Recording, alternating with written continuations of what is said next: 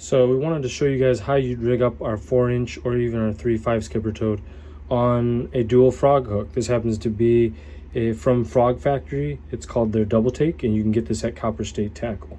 And this is a 5/0. So on our 4-inch skipper toad junior. So what you're going to do with this is basically make sure that spring lock is forward. You're going to find the center of the nose right there of the frog.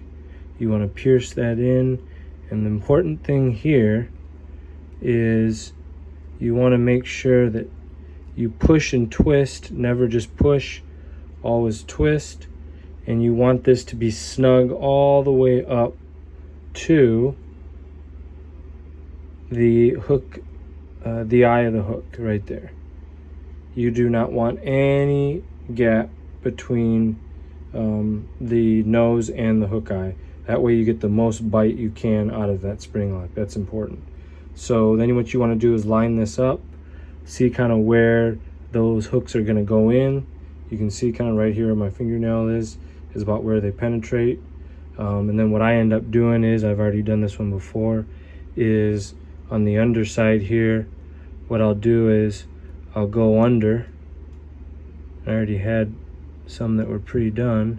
You really want to bend that thing really good. See that? That way you get those hooks perfectly straight up and down the whole way through.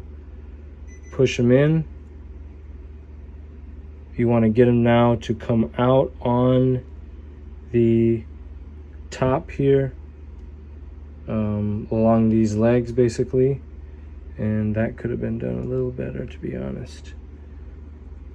What we're going to do there is we're going to go down, feel them actually come out on the other end like that, and that way, there you go, that way they rest perfectly there, right along the legs. Then you're going to text pose that. You're going to go up like this, and then pull up from the bottom, and you get your text pose action there. So they're perfectly weedless. And that's what allows you to keep that sucker weedless, as well as you get double the hook, so you get better hook penetration, you get a better hookup ratio overall. And then this will also prevent keeling issues, which is super important. When this thing's thrown in the air and lands, you never know how it's going to land. On a single 4/0 that we've shown before, it may fall like this down in the water, and then if you wait 2 to 3 seconds as it goes in the water, yes, it self-corrects. Whereas on this particular hook, you won't have keeling issues. It can land anyway, and as soon as you start reeling, boom, it rights itself up and begins that retrieve. So that's how you'd rig our 4-inch skipper toad on a dual frog hook. Let's go into rod reel line. You're going to want 50-pound, I would say anything 40 and up, straight braid is real important on this. And then reel wise, you're going to go, this happens to be a 6.3 Tatula. If you want to go with a 7.2 or 8 is even better if you're really needing it, because most of the time you're burning and covering water on these things, so higher gear ratio is better.